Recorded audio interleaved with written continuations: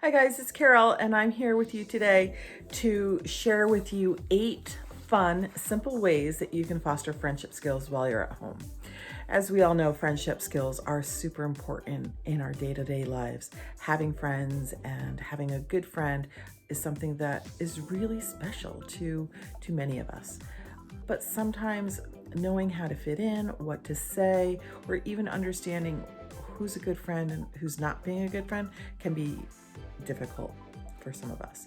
So with these 8 simple ways, I hope that you're able to work on some of those skills and areas while you're at home. So the first activity that I have for you today is called Build a Friend. And in Build a Friend, you are simply going to need a piece of paper and something to write with. It's really fun if you have some really large, like that butcher block paper, where you can have a kiddo lay down and trace their entire body. But if you don't, a regular sheet of paper works just as well. And with this, you just need to have an outline of a kid or a person or a body. And then in that body shape, you are going to simply list all the characteristics of a good friend. To make it a little bit more challenging and a little bit more interesting, look at each section of that body, right? From their head to their shoulders, to their hands, to their heart, to their legs, and think about what each of those body parts, what characteristics of a good friend fill each of those parts. So what thoughts does a good friend have? What is in their heart? What would they use their hands for? What about their ears? What about their feet? And fill in all those characteristics. And the next activity is called Me Too. And in this is really fun if you have a group of people, even if it's a small group of people. But here you're going to find all the similarities and the differences that you have. Because part of being a friend is knowing that you all don't have to like the same exact thing.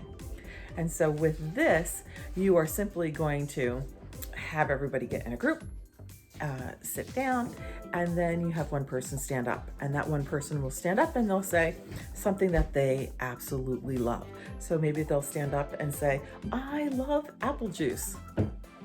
And everyone who loves apple juice would stand up. Now, if they said that, I would be sitting down because I personally hate apple juice. So because I'm standing down and I don't share that love, then I would say, after everybody else has stood up, I would say, I don't like apple juice, but I love fruit punch, right? So we're showing our differences. And then the next person goes, and the next person, and so on and so forth. The next one is called Different Strengths. And in Different Strengths, it's understanding that everybody has their own unique strengths that add to their characteristics and to their friendships. Everybody's bringing something to the table. So with this, you are going to have your kiddo list all the positive strengths that they have about themselves. And then start thinking about the other people in their lives and have them list their positive strengths as well, so that you have all these people with all their strengths. Because knowing what their strengths are really makes us appreciate who they are and how they can help us. The next one is called Our Game. Games are a great way to build friendships. Okay? Playing together is definitely a good thing to do. However, some people have problems playing games together. They might fight or they don't get along, right? And so being able to work on a game is fun, and it builds a lot of important life skills. So with Our Game, you guys are creating your own game, right? So maybe you make your own game board, but you're going to start with a set of rules, the rules for the game. So you're going to all come up with rules and you're going to agree on them. And those are the rules that you're going to use for your game. Then build your game board. Okay? If you don't have a game board, well, I have one for you. So let me just stop this for a minute and then I'm going to show you the board. So this is our rules game board. And so here you would just write down all the different rules that you have. So it could be something like, maybe every time we roll a 2, we move backwards 1. Or if we roll a 1, we are going to answer 2 cards. So whatever the rules are, you're going to write them down and you're going to agree. Then with this little game board, you can just play the game. So it could be, you just roll your die, see what the thing is, make sure you don't have a rule for it, then move your little piece. Sometimes you need to pick a card, and these are all friendship skills. But cute little game, hope you like it. So the next activity that I have for you is called Peacemaker. And in this activity, you are simply going to start making a list of all the things that help with keeping the peace, and all the things that are peace breakers, right? And so those could be yelling, right? Yelling can definitely be a peace breaker, but listening and showing empathy and nodding, they can all be peacemakers. So you're going to make your list, and then you're going to sort all the different things that are peacemakers versus peace breakers. Another one is called shared drawings, and I simply love this and do it all the time when I'm at school. And so with shared drawings, everyone gets a piece of paper and a marker, and I like to give kids their own color of marker, so everyone has a different color.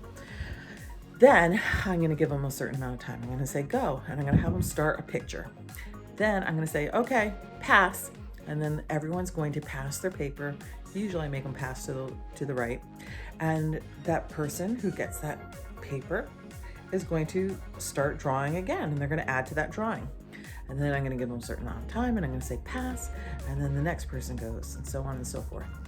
So if you only have one or two, or another person besides yourself, it's okay. Just have a bunch of different colored markers, but make sure that they're different, and each round you use a different color. And it's really fun, and by the time you're done, you're gonna have all these amazing, wonderful drawings.